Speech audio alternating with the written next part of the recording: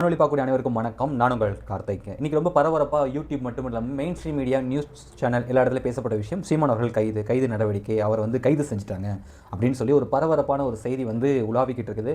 உண்மை நிலவரம் என்ன? சீமான் அவர்கள் உண்மையிலே கைது செய்யப்பட்டாரா? என்ன காரணத்துக்காக இந்த நடவடிக்கை எடுக்கப்பட்டுச்சு? அவர் ஏன் அங்கே போனார்? அங்கே என்ன போராட்டம் நடந்துச்சு? அந்த மக்கள் யார்? எதற்காக அந்த போராட்டம் பண்ணாங்க? யாரை எதிர்த்து போராட்டம் பண்ணாங்க? அப்படிங்கிற முழு தகவலும் இந்த வீடியோ நம்ம பார்க்க போகிறோம். ஸோ வீடியோ தொடர்ந்து பாருங்கள். பிடிச்சிருந்த வீடியோக்கு லைக் பண்ணுங்கள், மறக்காம சேனலை சப்ஸ்கிரைப் பண்ணிவிட்டு வீடியோ பாருங்கள். முதல்ல சீமான் அவர்கள் ஏன் கைது செய்யப்பட்டாருங்கிற அந்த விஷயத்துக்குள்ளே போகிறதுக்கு முன்னாடி அங்கே போராடின மக்கள் யார், ஏன் போலீஸ் அவர்களை வாகனத்தில் ஏற்றிட்டு போய் மண்டபத்தில் அடைச்சாங்க அப்படிங்கிற விஷயத்தை பார்ப்போம்.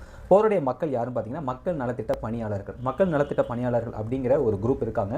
இவங்க யாருன்னா அரசாங்கத்துக்கும் மக்களுக்கும் இடையில கனெக்டாக இருக்கக்கூடிய பீப்புள்ஸ். இவங்களோட மெயின் ரோல் என்னன்னு பார்த்தீங்கன்னா கவர்மெண்ட்டோட நலத்திட்டங்களை மக்கள்கிட்ட கொண்டு போய் சேர்க்கறது, கவர்மெண்ட் நலத்திட்டங்கள் பற்றி மக்கள்கிட்ட கணக்கெடுப்பு எடுக்கிறது, மக்கள்கிட்ட போயிட்டு நேரடியாக எண்ணிக்கைகள், குடும்ப சம்மந்தப்பட்ட வாக்கு எண்ணிக்கைகள், டேட்டா எல்லாமே எடுக்கிறது. பொங்கல் பரிசு கொடுப்பாங்க பார்த்தீங்கன்னா, அந்த டயத்தில் ரேஷன் கடையில் வேலை செய்யக்கூடிய ஊழியர்களுக்கு உதவியாக இருக்கக்கூடியவங்க. முழுமையாக சொல்லப்போனால் அரசாங்கத்துக்கும் பாமர மக்களுக்கும் இடையில ஒரு பாலமாக இருக்கக்கூடியவங்க தான் இந்த மக்கள் நலத்திட்ட பணியாளர்கள். கிட்டத்தட்ட ஒரு 7 8 லட்சம் பேர் தமிழகத்தில் இருக்காங்க. இவங்களை கவர்மெண்ட்டே ரெக்ரூட்மெண்ட் எடுத்து வச்சிருக்காங்க. இவங்களுக்கு மாத சம்பளம் 12,000 ரூபாய். இவங்களுக்கு வேலை சுமை ரொம்ப அதிகங்க. ஒவ்வொரு வீடாக போயிட்டு நலத்திட்டங்கள் பற்றின தகவல்கள், திட்டங்கள் பற்றின மக்களோட புரிதல் எல்லாமே கணக்கெடுக்கிற வேலை தான் இவங்களோட வேலை. இவங்க எங்கே போராடிருக்காங்க பார்த்தீங்கன்னா வள்ளுவர் கோட்டத்தில் போராடிருக்காங்க. நிறைய பேர் யோசிக்கலாம், வள்ளுவர் கோட்டம் போராட்டத்துக்கான இடம் தானே, அங்கேயும் போலீஸ் கைது பண்ணாங்க, போராட மக்களை ஏன் சிறைபிடிச்சாங்கன்னு கேட்டிங்கன்னா, இப்போ சமீப காலமாக வள்ளுவர் கோட்டம் பார்த்தீங்கன்னா போராட்டத்துக்கான இடமே இல்லைன்னு சொல்லி கவர்மெண்ட் அறிவிச்சிட்டாங்க. ஏன்னா வள்ளுவர் கோட்டம் மெயினான இடம் மத்தியில் இருக்குது. அது அங்கே போராட்டம் பண்ணால் கண்டிப்பாக எல்லா மக்களுக்கும் தெரியும். ஆனால் சமீப காலத்துக்கு முன்னாடி என்ன ஒரு பிரச்சனை உண்டாச்சுன்னா, வள்ளுவர் கோட்டத்தில் போராட்டம் பண்ணுறப்ப பொதுமக்களுக்கு இடையூறாக இருக்குது. சென்னையில் மக்களோட எண்ணிக்கை அதிகமாக இருக்குது, வசிப்பொருள் எண்ணிக்கை அதிகமாக இருக்குது, வாகனங்கள் எண்ணிக்கை அதிகமாக இருக்குது. அதனால் வள்ளுவர் கோட்டத்தில் போராட்டம் தவிர்க்கணும், வேறு இடத்த அவங்க ஆர்கனைஸ் பண்ணி கொடுங்க, வள்ளுவர் கோட்டம் இனிமேல் போராட்டத்துக்கான இடமே இல்லைன்னு சொல்லி அரசாங்கம் உத்தரவு பிறப்பிச்சிட்டாங்க. வள்ளுவர் கோட்டத்தில் போராட்டம் பண்ண முடியாது. ஆனால் இந்த மக்கள் நலத்திட்ட பணியாளர்கள் என்ன பண்ணியிருக்காங்கன்னா, தொடர்ந்து கவர்மெண்ட்டை அரசாங்கத்திட்ட கோரிக்கை வச்சுருக்காங்க. எங்களோட சேலரியை நீங்கள் உயர்த்தி கொடுங்க, 12,000 ரூபாய் தான் கொடுக்குறீங்க, இது எங்களுக்கு போதுமான அளவுக்கு இல்லை, வேலை சுமை அதிகமாக இருக்குது, வருமானம் கம்மியாக இருக்குது, ஸோ சம்பளத்தை உயர்த்தி கொடுங்க அப்படின்னு சொல்லி தான் இவங்களோட கோரிக்கை. அதுக்கான போராட்டம் தான். இவங்க போராட்டத்துக்கு என்ன முடிவு பண்ணுறாங்கன்னா, எங்கெல்லாம் அரசு தடை பண்ணியிருக்கோம், மக்களோட கவனத்தை இருக்கணும்ல, அரசாங்கத்துக்கு தெரியப்படுத்தணும்ல அப்படிங்கிறதுக்காக இவங்க என்ன முடிவு எடுக்கிறாங்கன்னா, அரசாங்கம் எங்கெல்லாம் தடை விதித்திருக்காங்களோ அந்த இடத்துலாம் போராட்டம் பண்ணலாம் அப்படின்னு ஒரு முடிவு எடுத்துகிட்டு போராட்டத்தை ஆரம்பிக்கிறாங்க. வள்ளுவர் கோட்டத்தில் போராட்டம் நடக்குது. இன்றைக்கி நடக்கலைங்க, கடந்த தினங்கள் நடந்துக்கிட்டு தான் இருக்குது. இன்றைக்கி சீமான் அவர்கள் நேரடியாக போனதுனால இது மிகப்பெரிய ஒரு ஃப்ளாஷ் நியூஸாக மாறிடுச்சு. போராட்டம் நடந்திருக்குங்க. உடனடியாக இந்த விஷயம் சீமான் அவர்களுக்கு தெரியுது. அவர் சென்னையில் இருந்தனால உடனே போய் அங்கே போய் நேரில் களத்தில் சந்திக்கிறாங்க. சீமான் அவர்கள் களத்துக்கு போகிறதுக்கு முன்னாடி அங்கே என்ன நடவடிக்கை நடந்திருக்குன்னா, போராட்டம் அதிகமாக மக்களோட கவன ஈர்ப்பு அதிகமாகுது. முக்கியமாக வள்ளுவர் கோட்டம் தடை பண்ண இடத்துல போராட்டம் பண்ணிக்கிட்டு இருக்காங்க. உடனே அரசு என்ன பண்ணுறாங்கன்னா, ஒரு 4-5 பஸ்ஸு நிறையா அங்கே போராடக்கூடிய மக்களை அங்கேருந்து மறுபடியும் மண்டபத்தில் கொண்டு போய் அடைக்கிறாங்க. அங்கேருந்து மக்களை மறுபடியும் மண்டபத்தில் அடைச்சோன்னா இன்னொரு குரூப் போராட ஆரம்பிக்கிறாங்க. அவங்களுக்குள்ளே ஒரு டீமாக ஆர்கனைஸ் பண்ணி போராட்டத்தை புது வடிவமில் முயற்சி பண்ணியிருக்காங்க. அரசாங்கத்துக்கு தெரியப்படுத்துங்கிறதுக்காக புது முயற்சியாக ஒவ்வொரு குரூப்பாக போராடிருக்காங்க. மொதல் குரூப் போராடுறாங்க, அவங்க கைது பண்ணி கொண்டு போனோடனே அடுத்த குரூப் போய் போராடுறாங்க, அவங்களை கைது பண்ணோடனே அடுத்த குரூப் போராடுறாங்க. இந்த மாதிரி நடவடிக்கை நடந்துருக்கு. போராட்டம் புதுசாக முயற்சி பண்ணியிருக்காங்க. ஊதியத்துக்காக தாங்க, ஊதியம் வேணும், வேலை சுமை அதிகமாக இருக்குது, அதுக்கேற்ற ஊதியம் வேணுங்கிறதுக்கான போராட்டம் தான். இதை வள்ளுவர் கோட்டத்தில் பண்ணியிருக்காங்க. வள்ளுவர் கோட்டத்தில் அனுமதி இல்லாதனால காவலர்கள் உடனே கைது நடவடிக்கை மேற்கொள்ளியிருக்காங்க. இதை தெரிஞ்சு சீமான் அவர்கள் அங்கே போயிருக்காங்க. சீமான் அவர்கள் அங்கே போன உடனே ஃப்ளாஷ் நியூஸ், சீமான் அவர்கள் கைது செய்யப்பட்டார், சீமான் அவர்கள் சிறையில் அடிக்கப்பட்டார், வாகனம் ஏற்றப்பட்டார், அப்படி இப்படின்னு நிறைய தகவல்கள், நிறைய செய்திகள் வர ஆரம்பிச்சது. என்ன நம்ம ஆழ்ந்து உள்ள கவனிக்கும் போது தான் விஷயங்கள் என்னன்னு பார்த்தீங்கன்னா, சீமான் அவர்கள் கைது செய்யப்படலை. அங்கே போராடக்கூடிய மக்களை வாகனத்தில் ஏற்றுறாங்கல்ல, சீமான் அவர்கள் போய் ஒன்று இவங்களை விடுவீங்க, இல்லை இவங்களோட சேர்த்து என்னை அரெஸ்ட் பண்ணுங்கள், நான் இவங்களோட வண்டியில் இருக்குன்னு சொல்லி இவரே வண்டியில் ஏறிட்டார்.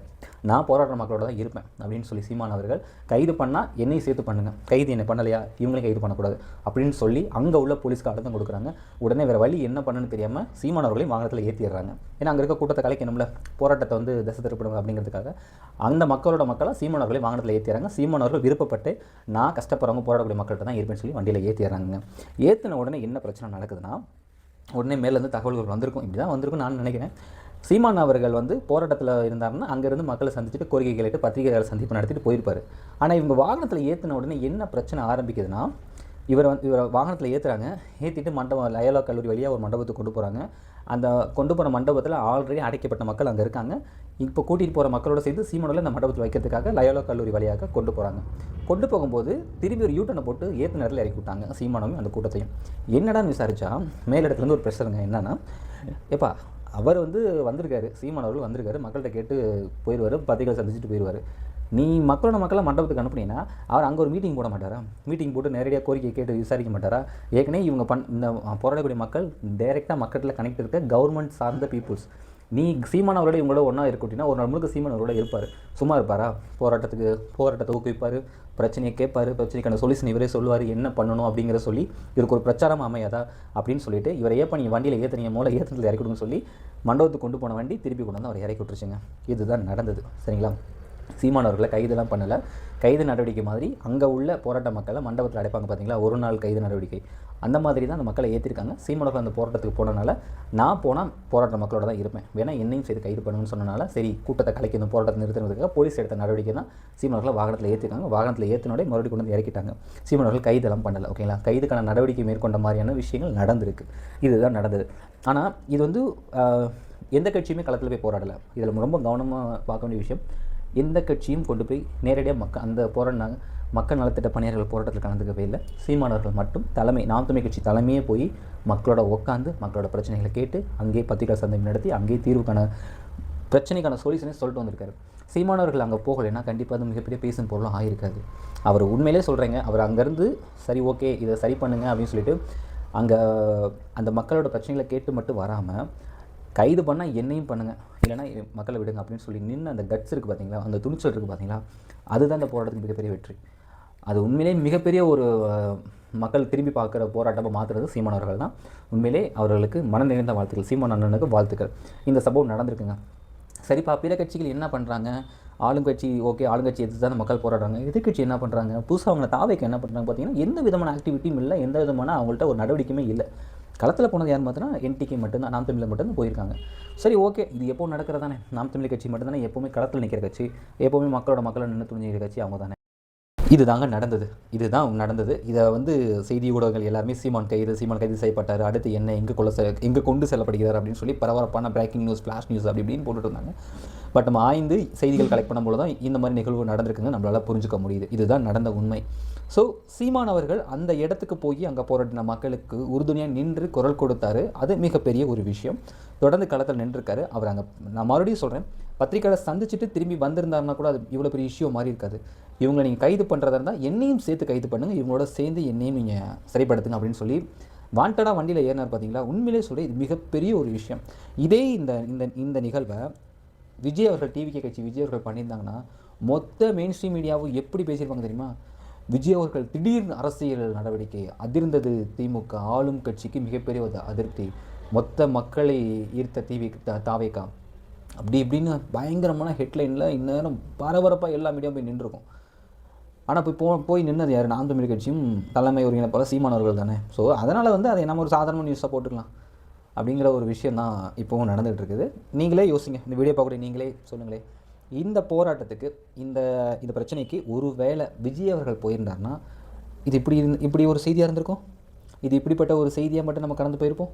இல்லை நியூஸ் சேனல் மெயின் ஸ்ட்ரீம் மீடியாலாம் சாதாரணமாக விட்டுருப்பாங்கன்னு நினைக்கிறீங்க? வாய்ப்பே இல்லை. இந்நேரம் டிபேட் நடந்திருக்கும். இன்றைக்கி ஈவினிங் ஒரு டிபேட் நடந்திருக்கும். எல்லா மெயின் ஸ்ட்ரீமே டிபேட் எடுத்திருக்கும். அதில் அரசியல் விமர்சகர்கள், மூத்த பத்திரிகையாளர்கள், ஊடகவியலாளர்கள், டிவிகே கட்சியோட பொறுப்பாளர்கள் வந்து உட்காந்து பேசுவாங்க. பார்த்தீங்களா, எங்கள் தளபதி போய் நின்னார், தமிழ்நாடு முழுக்க அந்த பிரச்சனை கொண்டு போயிடுச்சு, அங்கே போராட்டம் பண்ண மக்கள் கவர்மெண்ட் உடனே நடவடிக்கை எடுத்திருக்காங்க, எங்கள் தலைக்குள்ள கட்சி யாருமே இல்லை அப்படி இப்படின்னு பேசியிருப்பாங்க. ஆனால் சீமானவர்கள் இந்த நடவடிக்கை எடுத்தனால சீமானவர்கள் போய் இந்த பிரச்சனையில் நின்று கை கொடுத்து நின்று அவங்க உறுதுணையாக நின்று நம்பிக்கை கொடுத்தனால இதை நாம் தமிழர் கட்சியை ஆதரிக்கக்கூடியவங்க, தமிழ் தேசியத்தை ஆதரிக்கக்கூடிய யூடியூப் சேனல் மட்டும்தான் பேச வேண்டியது இருக்குது. மெயின் ஸ்ட்ரீம் மீடியாவில் ஒரு 2 நிமிட வீடியோ, 3 நிமிட வீடியோ, அதுவும் அவர் கைது செய்யப்பட்டு வண்டி கைது கூட செய்யப்படலை, வாகனத்தில் ஏற்றி அந்த இடத்துலேருந்து அப்புறப்படுத்தியிருக்காங்க, அந்த இடத்துலேருந்து வேறு இடத்துக்கு கொண்டு போயிருக்காங்க. இதை தான் ஹைலைட் பண்ணி போடுறாங்க. நல்லா யோசிங்க, நீங்களே நியூஸ் சேனலில் போய் பாருங்களேன். சீமானவர்கள் இந்த போராட்டத்துக்காக மக்களுக்கு போய் உறுதுணையாக நிற்கிறாரு அப்படின்லாம் ஹெட்லைன் இருக்காது. சீமானவர்கள் கைது செய்யப்பட்டு விட்டார் அப்படிங்கிற மட்டும் தான் ஹெட்லைனாக இருக்குது. ஏன்னா அதுதானே மக்களுக்கு தேவை. இப்போவும் சொல்கிறேன், இந்த வீடியோ பார்க்கக்கூடிய பொதுமக்களுக்கு நான் சொல்கிறேன், என்னோடய தமிழ் உள்ளங்களுக்கு சொல்கிறேன், நம்ம என்ன பார்க்கணுங்கிறத கூட மெயின் ஸ்ட்ரீம் மீடியா முடிவு பண்ணுறாங்க. நமக்கு என்ன வேணும், இவங்களுக்கு என்ன தேவை, எது கொடுக்கணுங்கிற முடிவு பண்ணலை. நான் இது தான் கொடுப்பேன், நீ அதை தான் பார்க்கணும் அப்படிங்கிற கான்செப்டில் தான் இப்போ உள்ள ஊடகங்கள் இருக்கிற மாதிரி எனக்கு தெரியுது. வீடியோ பார்க்கக்கூடிய நீங்கள் உங்களோட கருத்துக்களை என்னங்கிற கமெண்ட் பாக்ஸில் கமெண்ட் பண்ணுங்கள். ஸோ நீங்கள் நினச்சிருப்பீங்க வீடியோ பார்க்குறவங்க சொல்லுங்கள், என்னடா கைது நடவடிக்கை அப்படி இப்படின்னு யோசிச்சிருப்பீங்க. அந்த மாதிரி எந்த விஷயமும் இல்லை.